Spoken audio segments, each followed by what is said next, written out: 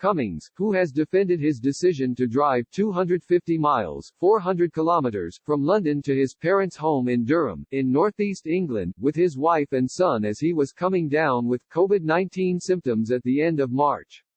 I believe that in every respect he has acted responsibly and legally, Johnson told a news conference.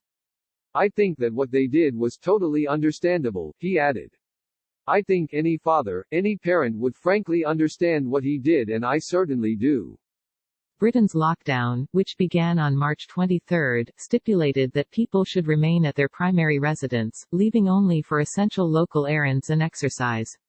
Anyone with coronavirus symptoms was told to completely isolate themselves. Some Conservative MPs on Sunday joined opposition calls for Cummings to resign.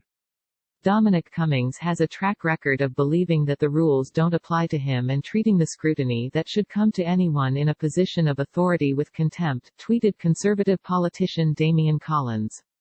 The government would be better without him. Must go before he does any more harm to the UK, the government, the Prime Minister, our institutions or the Conservative Party. The government has defended Cummings, saying he travelled to be near extended family because his wife was showing COVID-19 symptoms. He correctly thought he was also infected and he wanted to ensure that his 4-year-old son was looked after.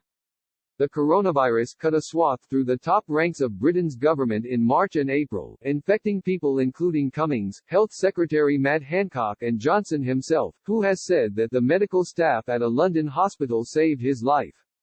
Critics of the government expressed outrage that Cummings had broken strict rules that for 2 months have prevented Britons from visiting elderly relatives, comforting dying friends or even attending the funerals of loved ones.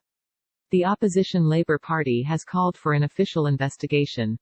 Cummings is a key but contentious figure in Johnson's administration. A self-styled political disruptor who disdains the media and civil service, he was one of the architects of the successful campaign to take Britain out of the European Union, and orchestrated the Conservatives' decisive election victory in December.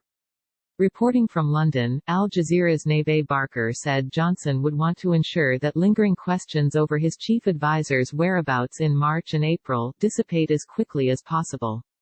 Johnson's government is already facing criticism for its response to a pandemic that has hit Britain harder than any other European country. Britain's official coronavirus death toll stands at 36,757, the second highest confirmed total in the world after the United States. Statistics that include suspected as well as confirmed virus cases put the toll well over 40,000. The UK is gradually easing its lockdown, allowing more outdoor recreation and letting some shops and businesses reopen. The government hopes primary schools can start reopening in June, though many parents and teachers worry that it is not yet safe to do so. Cummings is one of several senior UK officials to be accused of flouting the lockdown rules. Epidemiologist Neil Ferguson stepped down as government scientific advisor earlier this month after a newspaper disclosed that his girlfriend had crossed London to stay with him during the lockdown. In April, Catherine Calderwood resigned as Scotland's chief medical officer after twice travelling from Edinburgh to her second home. Al Jazeera and news agencies